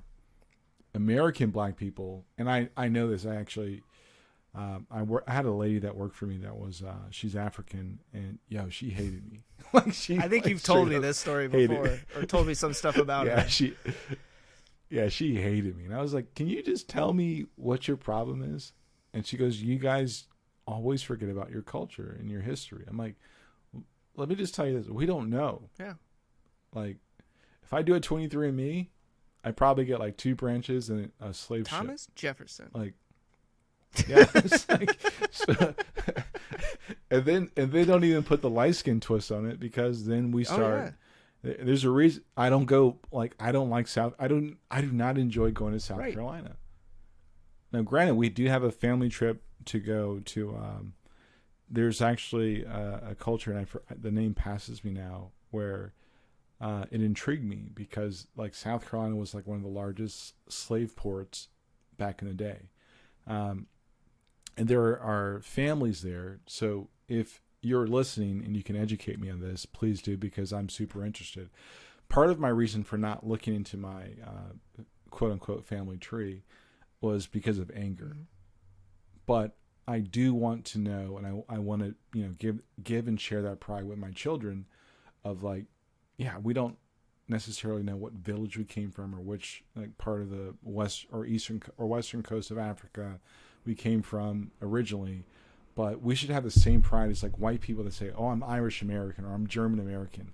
We should have that same pride. So when I heard people trying to say like, oh, we're going to take Naomi's like black card away, I'm like, are you kidding me? Like, we struggle trying to like have close families, and this girl loves her mother and loves her, just like my daughter loves her mother. She's proud of both, like, of her heritage. If my daughter, like when she used to compete in karate, if she ever said, well, I'm going to represent Peru, I wouldn't be pissed at that. You wouldn't be like, black card revoked. Yeah, like, give me a macaroni and cheese, girl. I saw you get the corner piece. Like, I would never do that to my daughter. I'm like, yo, I respect that. Right? Doesn't make her less black. Right. And that's just it. Doesn't make my niece. Like, it doesn't, taking it away from just being like your daughter, like, that's not something that you would do to anybody, like, that's not, I am 50% Dutch, somewhere around there. White people always do that crap, man. And then all this other stuff, right? And yeah, like, it is. I mean, I say that because I can't imagine being in your position and not having that type of knowledge just for your own, just to know, right? So, like, it's not like it changes me day to day, right? My day-to-day interactions with people, I don't go, well, the Dutch part of me feels like I should do this, but like, but it's like, I don't know. It's, white people are weird about that shit, right? I mean, like, white people will walk up to people we don't know and be like, where are you from? No, like, originally, where's your family from? No, like, what country outside of the United States did some member of your family originate from? Because you ain't white. And it's like, okay, well, you didn't originate here either. Like, why are we making such a big deal out of this? And not to mention, I just, like, who cares about somebody else's heritage in that way, right? Like, it should be. But I understand the others. I understand the other side of the coin for your own personal benefit. Yes, like, I completely understand it, and like, I get that. There's not. I don't think that there's anything wrong with that, and being. I mean, I want to say, like, and being proud of that, but you know what I mean. Like, it's. But yeah, like, it's. There was a. Correct me if I'm wrong, but there was like a concerted effort when people were brought over from Africa to essentially just get rid of everything. Any of the culture that kind of remained was like, we're going to just eliminate as much of that as we can, because we don't want there to be any sense of like you're missing something, of there's somewhere else for you to go. We just want you to feel like this is it, this is your life, this is all you were meant to do. And I understand like the cries for her acknowledging, because it's a matter of yeah, but you achieved something and you open the door for other people. She's not taking that away. She's a very smart, independent woman.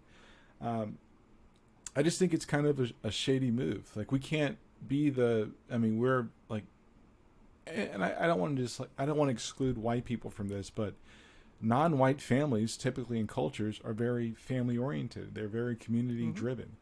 So I understand that part of the argument, but it's not the important part. she's giving respect and honor to her mother. We of most people should be like, yo, that's right. mad love. It's no different than so speaking of the Olympics, Simone Biles. Yeah. I will say this, and not to be taken out of context. I think that I understand that she was probably mentally under the gun on this run. But I think she also played into that. She's running around with like the goat on her leotard and the goat on her sandals, or now they're called technically slides, whatever. I think that what she should have done was try to balance that and not forget who Simone is. And this is like quarterback, Monday morning quarterback saying like, I feel you, but you kind of played into the hype. My advice to her would always be, don't believe your own press. You are the greatest, like right now, gymnast. And there's like, people can't mess with you on that level. But you don't have to believe your own press. And we rewatched the trials, for the qualification for the U.S. Olympic team. And like, she was making mistakes. And I'm not going to say silly mistakes. That's not my sport. But I'm like, you could see, like, I was watching, like, she's feeling herself. And I that doesn't play out well tomorrow, basically.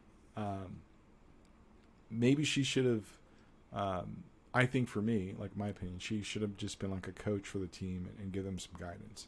Because she had to have known that she wasn't in the right frame of mind to go to the Olympics, in my opinion. Yeah, I think for someone that's as what I would just assume as competitive as she is, that's probably really hard for her to admit to herself in the moment, right? That like, I'm not in the right mindset. That and there's probably a lot of pressure from the other people around her and USA Gymnastics and her coach and sponsors and all of that stuff.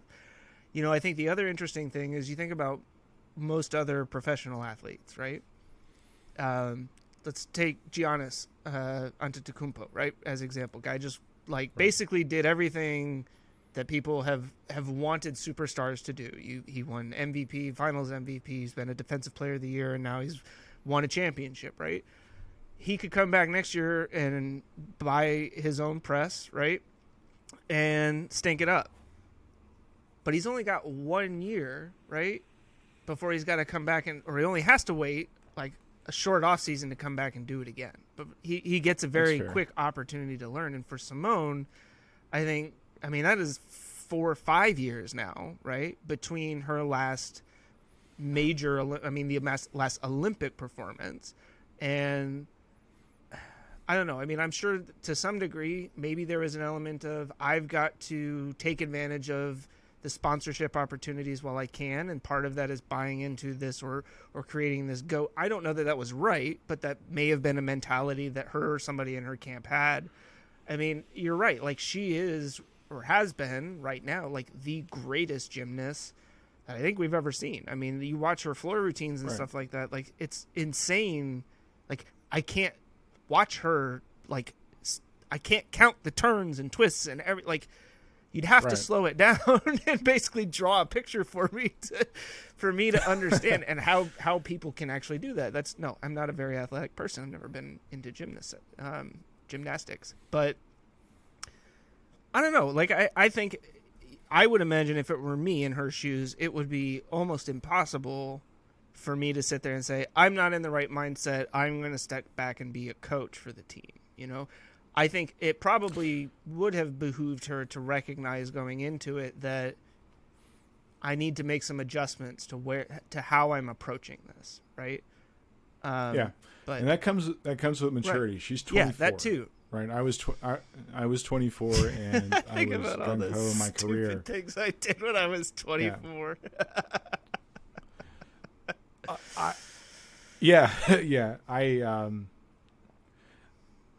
I'll say this, and it comes with experience, right? I lost and I threw away more than what I should have because my priorities were the wrong priorities. I've made a concerted effort over the last I'd say the last 10 years of my life to not fall into that trap. You're only 34? And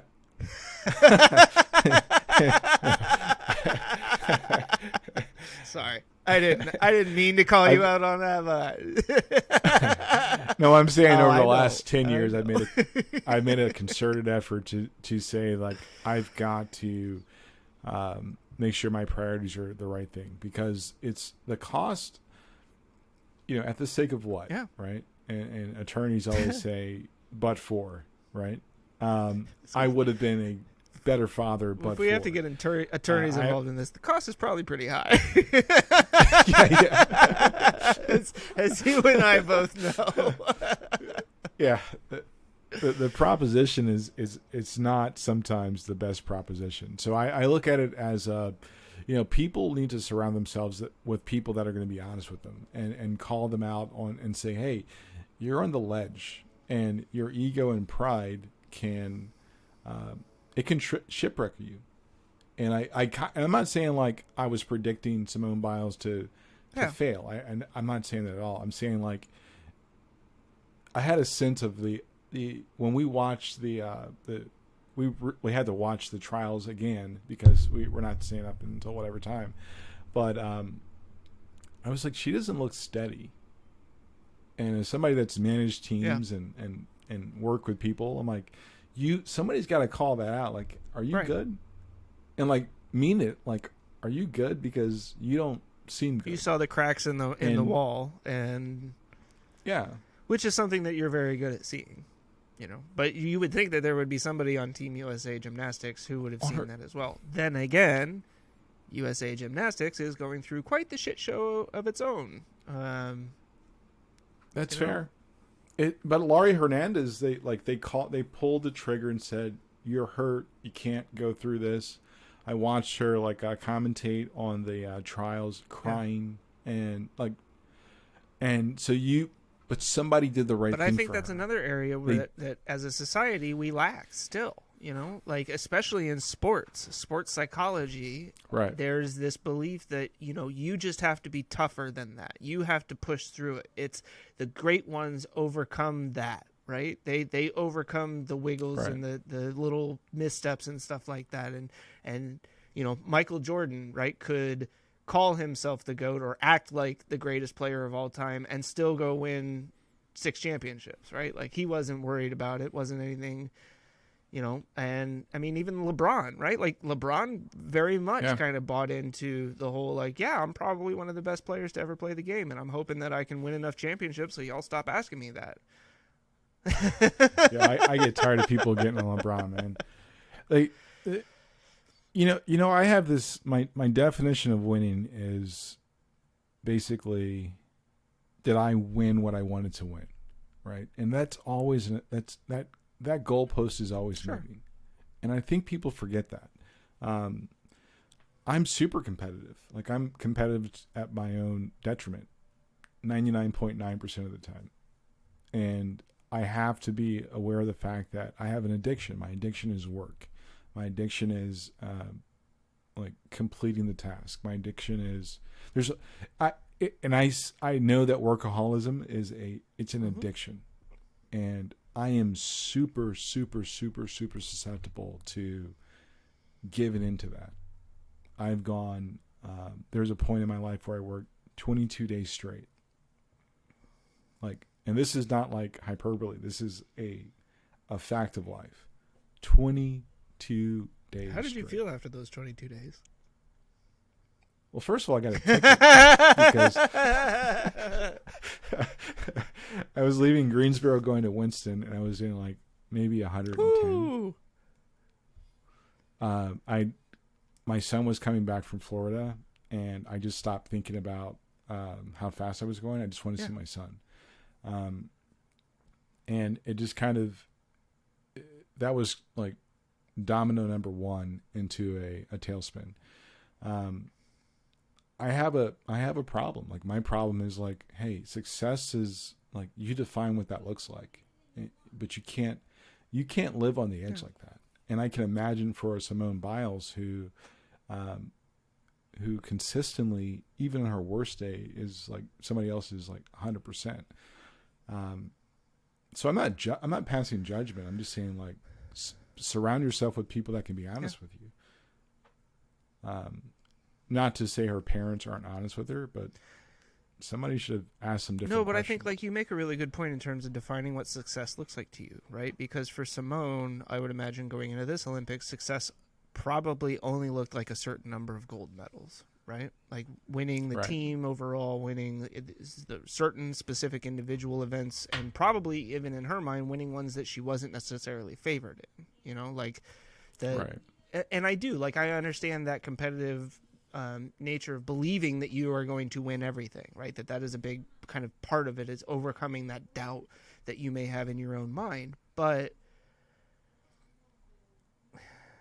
yeah, like at some point, I think you do, like, you have to stop and be honest with yourself, you know, like, am I doing the things that are best for me? Am I going to look back and say that I made the right decision for me and my family, or for, you know, depending on where you are in your life, right?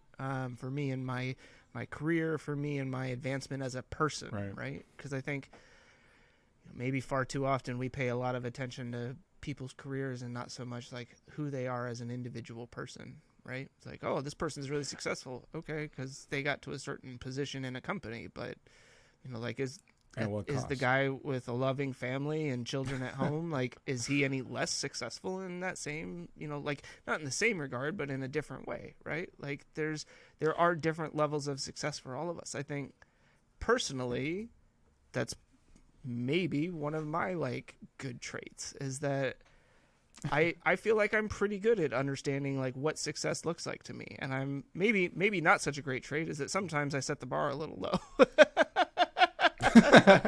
Hey, as long as I can do this, I feel like I'm doing pretty good. But the question that I find that kind of helps me to recenter is, do I want this? Yeah. And we talked before we started recording, like, where I'm at currently, I that's not what I want. Yeah. And that's a really hard place to be. I always say, yeah. And asking that question and being able to reconcile and be honest with your answer that's a pill to swallow. I think it's a question most people aren't comfortable asking themselves. Sure, but you always have to play that thought out and ask yourself, at what cost, right? We all know ourselves. I'm not saying I'm not a psychiatrist or a psychologist. I can just tell you that what works for me is basically stepping back and saying, at what cost, right? I can do this. I know I can. I know that I will, you know, work my fingers to a nub to make it happen. But the question always has to be, at what cost? I laughed. And so my heart. No, go ahead. Huh? No. Go ahead. I was going to say, like, my heart goes out to Simone, and it was something I've been, like, for the last few hours, I've been pondering, like, I wonder what she's going through. I wonder if she has people around her that are genuinely trying to understand how she came to this conclusion. I wonder if people actually step back before, you know, being in the spotlight with her to say, or ask that question, are you good? So, yeah. What were you going to say? I don't remember now, but that's okay. It wasn't anything super important.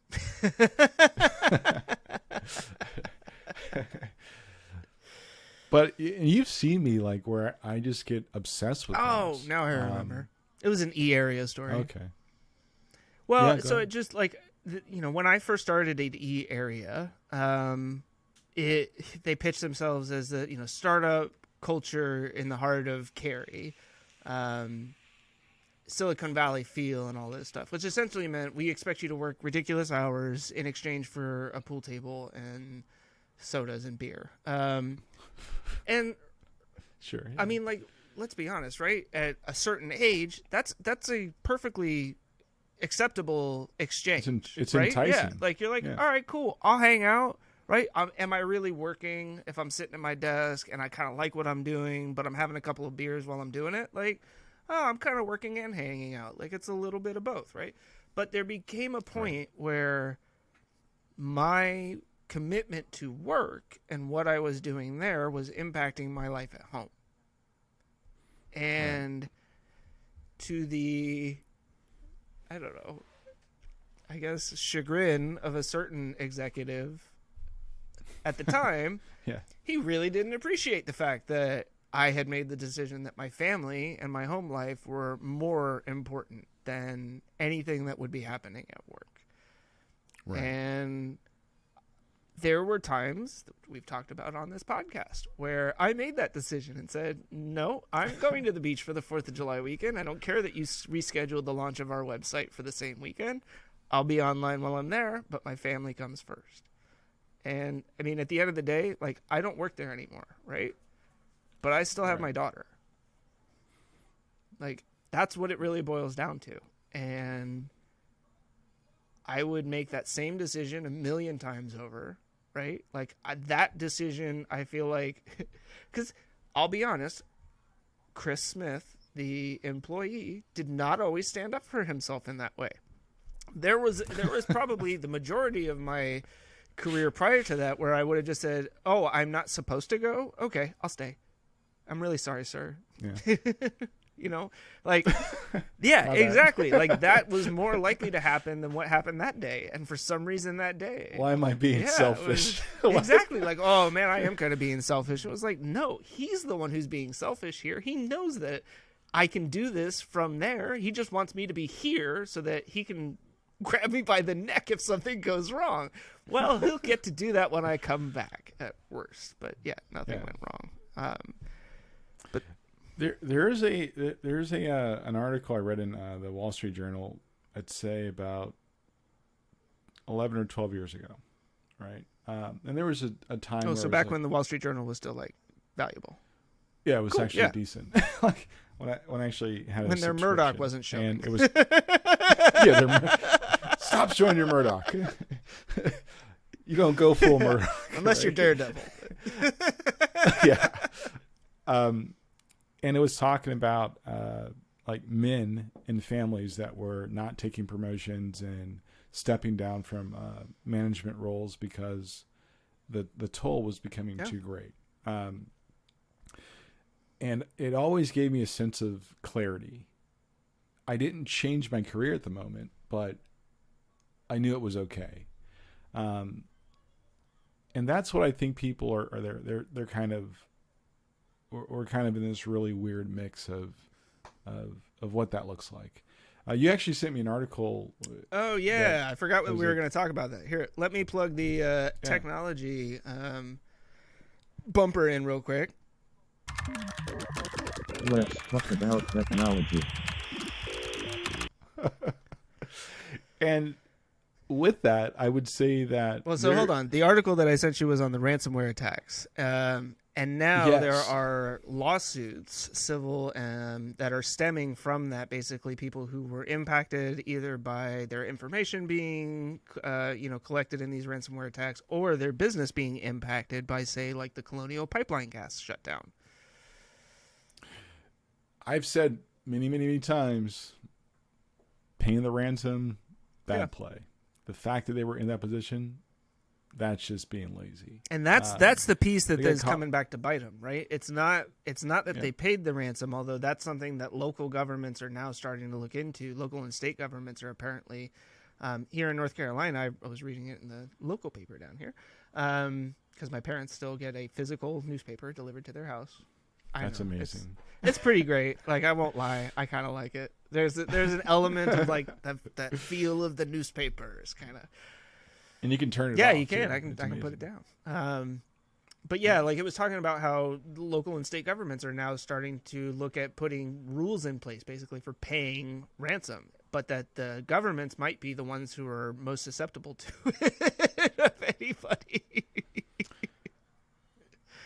I find the irony of that. I was talking to somebody yesterday about two things. One, that kind of came up, right?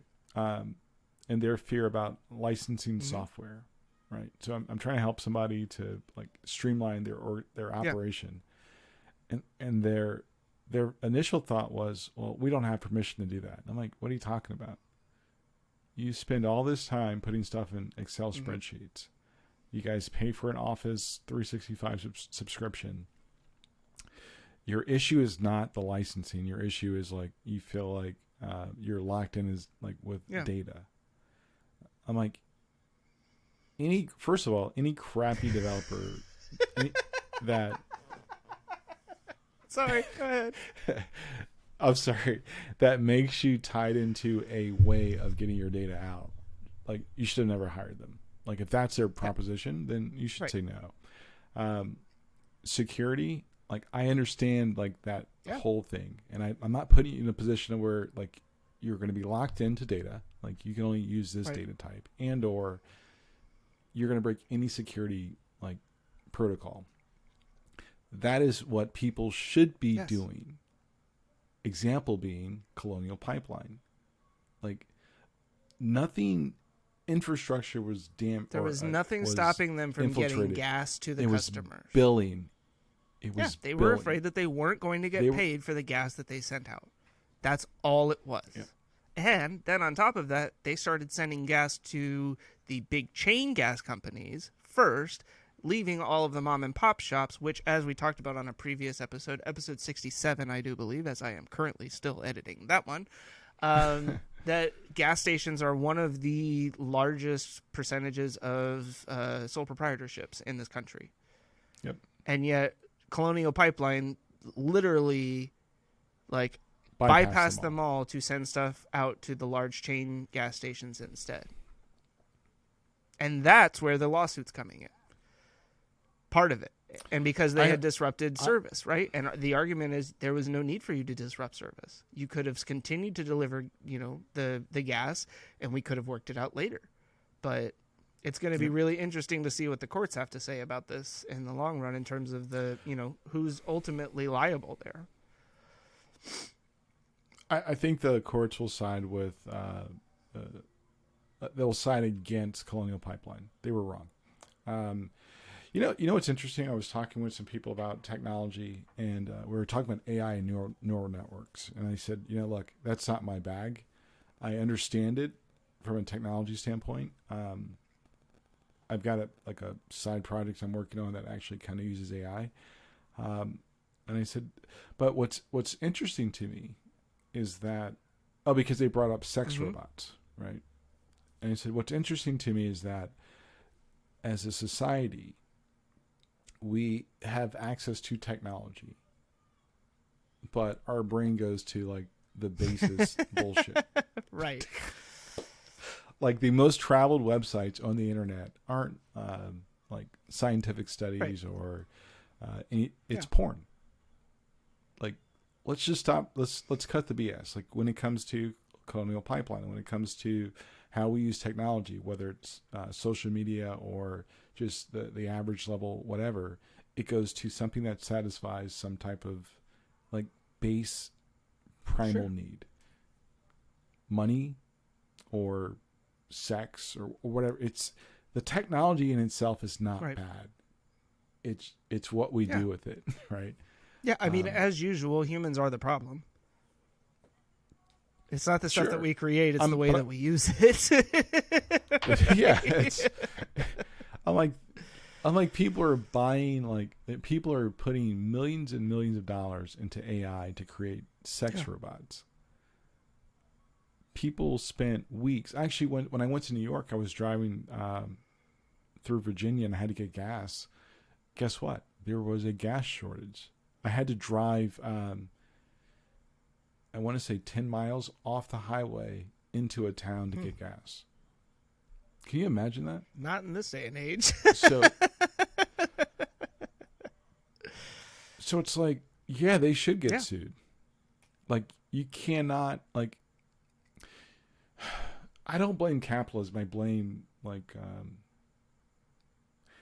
our ability to let the people that control the reins to continue to survive. No, I mean, you're right. I know that I have railed against capitalism before, but I do understand that it's more the people that are left to control it at this point, right? Than it is the actual system itself. And the fact that here in America we have an incredibly bastardized version of capitalism, where certain markets are protected and certain other ones aren't, and we avoid monopolies and oligarchies, except for where it actually kind of makes sense. It's like, not oligarchies, but oligopolies. I don't necessarily have a problem with monopolies. Not in certain markets, right? There are certain areas where it makes sense. Yes. In most areas, it makes sense. Give me an example where it doesn't. The game Monopoly. If you only have one player, the game is pointless. Oh yeah, okay. Boom. Argument one. The argument out. Podcast over. Mic drop. I don't necessarily have a hard on or a stiffy against like monopolies. I don't think they're necessarily they're not inherently bad. No, like in and of themselves they aren't. It's typically what happens once they become a monopoly, right?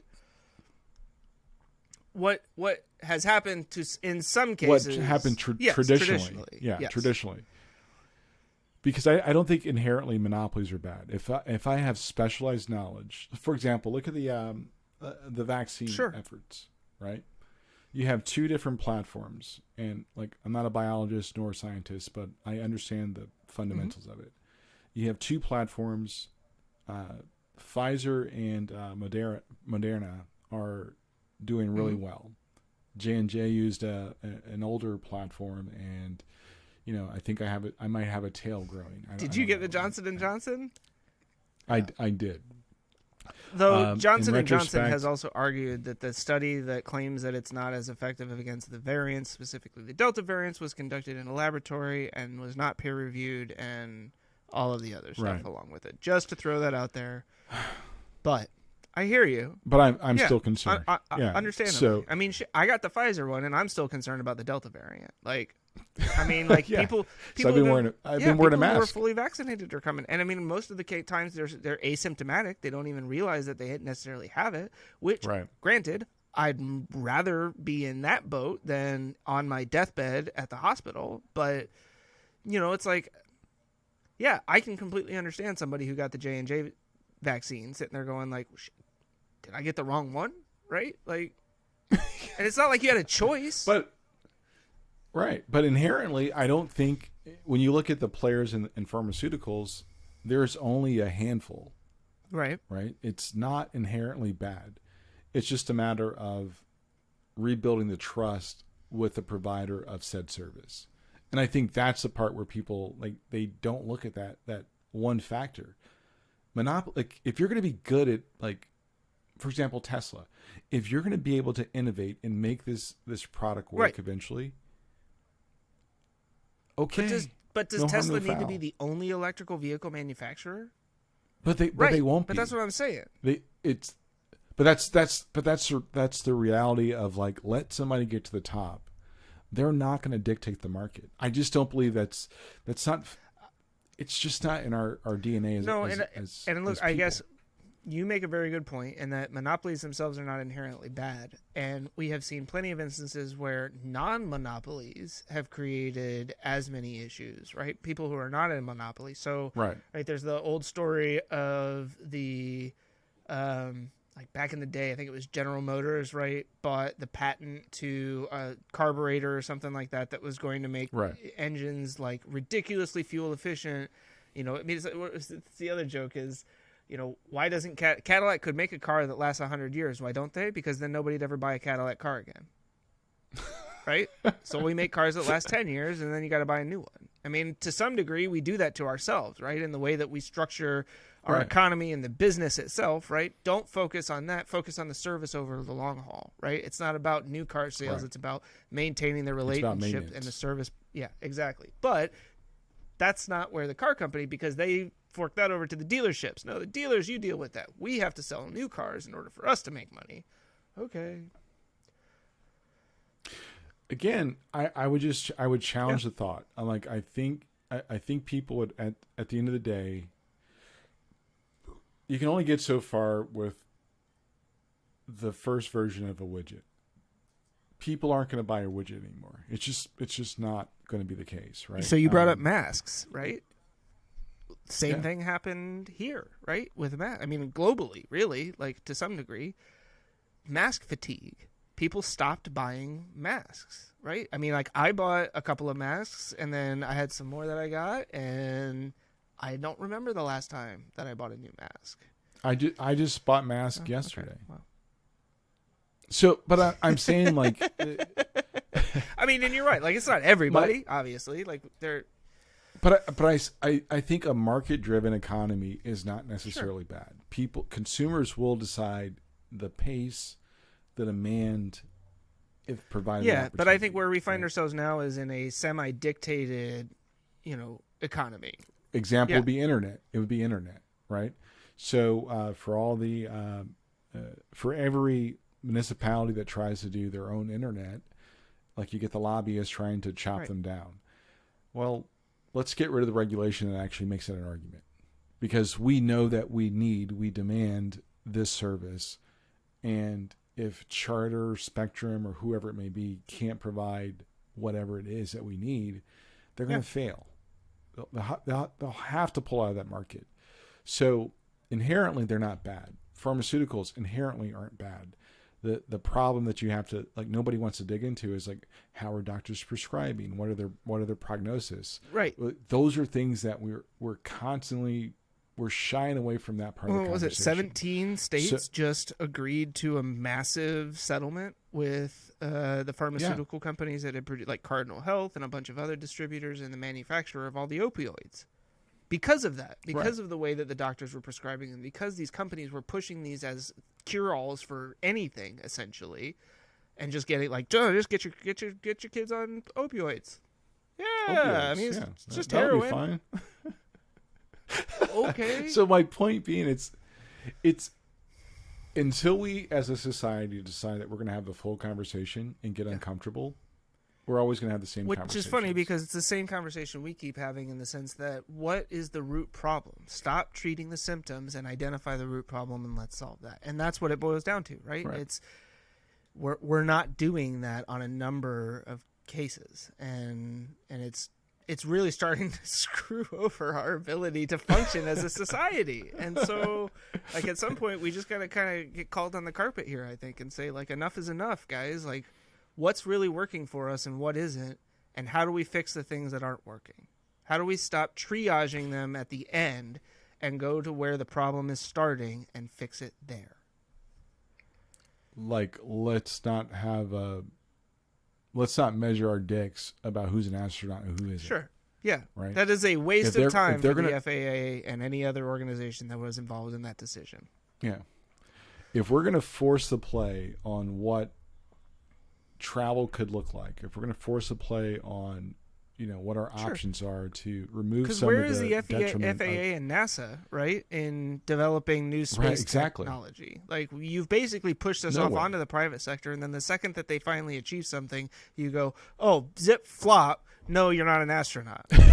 Right? Like, no, guys, like, put that back in your pants, and why don't you get to work on putting your own astronauts back in space? Right. Like, it's the chicken and the egg argument for no reason. We consistently default to inaction over action, not because of we're not trying to solve the problem, but because it's a comfort zone. We want to just try to pull apart the other argument over and over again. It's like how I feel about Tesla. I don't dislike what they're doing. I dislike what they're not doing. I dislike the fact that they're not taking accountability. Like, they're getting ready to roll out, like, they're claiming that they are on the verge of a self-driving vehicle, right? And yet they're a $1,500 upgrade, and we promise this on isn't going to kill you, thousands of or anybody else on the road. Okay, like, you've literally proven that you have none of this. Like, you've proven none of these statements that you have made, and yet you keep just claiming that, like, we're on the verge. All of these accidents are simply because, like, you are the ones responsible ultimately for putting that thing in the hands of people. I mean, it's the same reason that gun companies in a lot of ways, ought to be liable for the shit that happens with their guns. Like, you're the ones who's putting that stuff out there. You're the ones who decide that a massive magazine, right? High capacity magazine, automatic, all this stuff. Like, that's what you need to sell. Okay? So when somebody takes your thing and goes and kills somebody, like, how is it that you are in no way responsible for that? It goes back to the level of trust that you have with the provider of said service. And I think that, and I'm not on the fence on this one. I'm not trying to play both sides. I'm saying, no, you can have your argument, but play it out to the natural conclusion. Like, are you willing to do that? Like, argue with me all day, but don't be afraid of my question about, like, the train of thought you're using to come to this conclusion. And again, like, I'm not saying I want ill will towards Colonial Pipeline, but they're responsible. I am learning over the last couple of weeks that my whole argument about holding people accountable is probably weak. Like, my own argument, it's fundamentally sound, but there's weakness in my like how I position it. I don't disagree. I'm starting to not disagree with holding somebody accountable. I think the phrasing is probably semantics, but it's wrong. Like, I should be able to remind you of the fact that you are accountable for these actions and solely responsible. So the two are married. So in theory, you probably can hold somebody. No, I hear exactly what you're saying. And it is on a very finite level, like a semantics argument in that sense. But I do think that there is, I mean, like, semantics exist for a reason, right? There's a reason we use the words that we do for certain things. And in this case, I still feel that, well, yes, you can, like you said, I think you can remind somebody, hey, this is on you. Like, you're the person that is responsible and accountable for this. And at the end of the day, we're all looking at you to say, why did this happen or why didn't it? And you need to be able to answer that question. And if you aren't, then you're not the right person for the job. You shouldn't be there. And that's been hard for me to kind of, I know you. I've almost died on that hill. Like, I've been there for some of those battles. Because I think it's an asinine argument to say, well, I'm going to hold you accountable. No, if I choose not to say that that's my thing, you're holding nothing, bro. At the end of the day, like, you can punish somebody, right? Like, you can ultimately make them responsible, but you can't make them hold themselves accountable for something. And I do think that, ultimately, like, accountability is an internal thing more than anything else, right?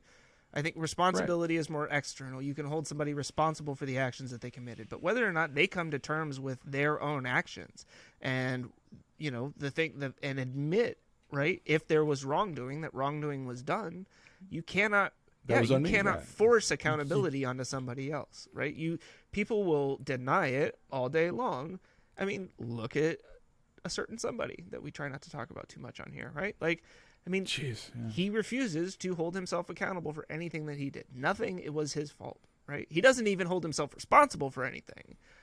Right. It's always somebody else. And those are detestable traits. Those are traits of a coward. I mean, you are afraid of what will happen to you when you say that you made a mistake. There is nothing. I don't know that there's much more cowardice in the world, honestly. No, there's not. Like, I mess up all the time. Yeah. I live to make mistakes because then I can learn from it. I remember a quote I saw that said, a failure is a mistake in which nothing was learned. Yeah. And I honestly know I made mistakes today, but I've learned from them and I try to course correct. And I think that at the end of the day, if we can get to a point, and it's everybody, not just me, it's not a race thing. There are issues that we have to, and we didn't even talk about critical race theory, which is like something I've been dying to talk about. Oh, good. We have something for next week. Yeah. So, gosh, it's I think that if we as people try to, number one, if we're honest with ourselves and we surround ourselves with people that will be honest with us, we move our society forward. Doesn't mean we get it right all the time. It just means that we have an opportunity to do better.